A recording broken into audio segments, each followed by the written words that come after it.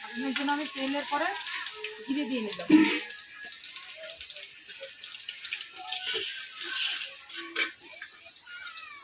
এবার এখানে আমি পেঁয়াজ কুচি দিয়ে দিলাম।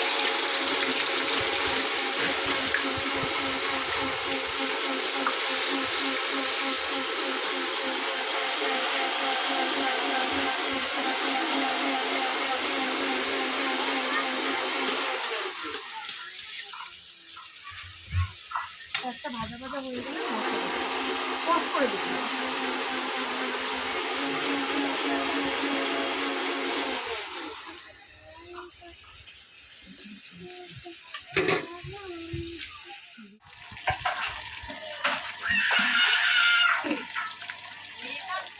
তোদের কথা দেখতে দেখতে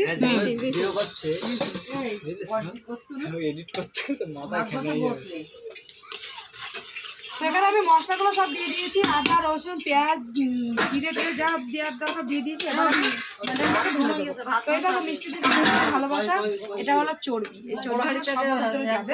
তো আজকে মাটন আমার এখানে 2.5 কিলো আছে, আর মাটনের পিসগুলো কিন্তু এরকম হবে। ফোকাস কোন দিকে করছো? ফোকাস কিন্তু মিষ্টির দিকে, মিষ্টি মাছের দিকে করো না, ফোকাসটা মাটনের দিকে করো।